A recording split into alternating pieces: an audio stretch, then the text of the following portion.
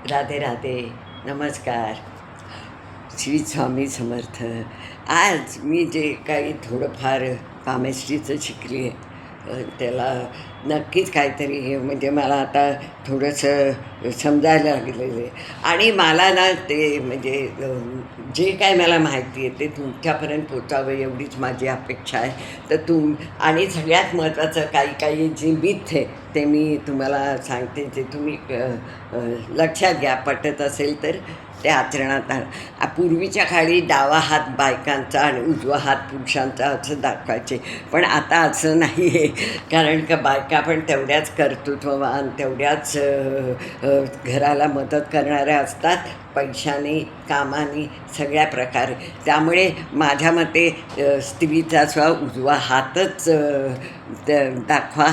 तो छान अगदी म्हणजे त्याच्यातनं आपण प्रेडिक्शन करू शकतो. आज मी तुम्हाला एक वेगळीच विनंती करणार आहे की जर का तुम्हाला इच्छा असेल, अगदी फार गहन मी नाही जात कारण हळूहळू अजून माझा अभ्यास आहे, पण थोडीफार जरी मदत झाली ना माझी तर त्याचा फायदा होतो. जेव्हा असं माझ्या लक्षात आलं तेव्हा मी विचार केला की की जसं मी हे ॲस्ट्रॉलॉजीमध्ये शिकतेच आहे अजून, असं नाही आत्ताची कुठे अष्टक वर्ग शिकले, आता मला कुठे समजायला लागलं आहे की अष्टक वर्ग म्हणजे काय. कारण हा समुद्र आहे, मी परत सांगते, समुद्र आहे. आणि तुम्ही किती शिकलात, ज्या दिवशी तुम्ही म्हणाल माझं आता ॲस्ट्रॉलॉजी झालं त्या दिवशी तुम्ही संपलात. मला ते एक थेंब मिळाले. आता समुद्र पार करायला मी जिवंत असेल की नाही माहीत नाही, पण जोपर्यंत मला शक्य आहे तोपर्यंत मी शिकत राहणार.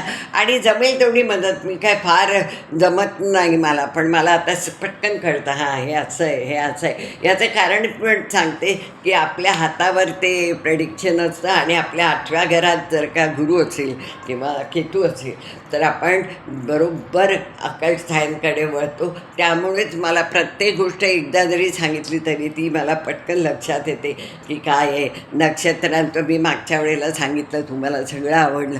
त्याप्रमाणे तुम्ही पण तुमची रोज ना एक प्रॅक्टिस करा. तुम्हाला खूप मजा येईल आणि खूप छान वाटेल.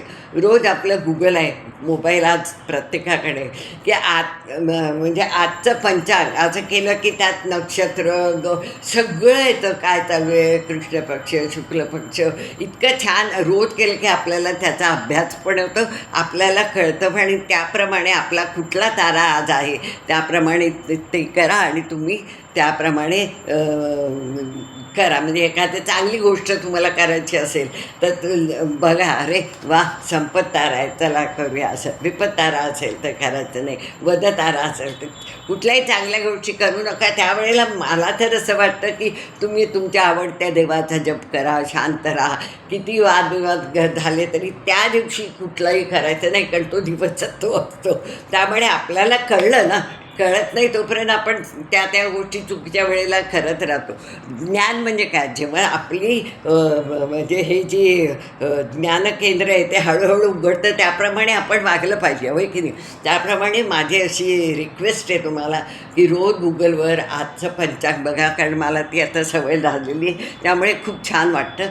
तर ते बघा आणि त्याप्रमाणे तुम्हाला मी सांगितलं आहे कुठले कुठले तारे असतात, त्याप्रमाणे 1, 3, 5 आणि 7 हे सोडून बाकी कुठल्याही तारात तुम्ही चांगलं कार्य करा. आणि मित्र तारा आणि अतिमित्र तारा, अतिमित्र तारा तर तो डोळे मिटून तुम्ही त्यात काहीही करा, फार छान असतो तो, कारण तो आपलं वाईट होऊनच देत नाही, असं आहे. तर आज मी तुम्हाला वेगळ्याच गोष्ट सांगणार आहे की तुम्हाला तुमच्या आता जे हात आहे, तुम्हाला जर थोडंसं फार जाणून घ्यायचं असेल तर तुमच्या हाताचा कॉपी करून मला पाठवा. मी नक्कीच तुम्हाला जमेल तेवढी मदत नक्कीच करेन. की छान वाटतं ते आपल्याला कळलं की आपल्याला काय आहे, कसं आहे. कारण हा जो बुधचा आहे कारण आहे, किंवा ही गुरुची आहे, ही शनीची आहे, ही सूर्याची आहे, कळलं की नाही. हा शुक्र आहे आणि हा चंद्र आहे, हा केतू आहे आणि हा राहू आहे. सॉरी, हा केतू आहे आणि हा राहू आहे, म्हटलं मध्ये चुकतं. तर असं थोडंफार मी तुम्हाला सांगू शकेन. जर का तुम्हाला इच्छा असेल, तुम्हाला जर का विश्वास असेल तर नक्की मला पाठवा. तुम्ही माझा नंबर मला वाटतं मी माझ्या ह्याच्यात दिलेला आहे डिस्क्रिप्शनमध्ये, तर तो बघा आणि त्याच्यावर मला नक्की पाठवा तुमचं ह्याचा फोटो काढून. मला जमेल तेवढं मी नक्कीच तुम्हाला सांगेन. बस एवढेच करण्यासाठी मी आज व्हिडिओ केलेला आहे. राधे राधे.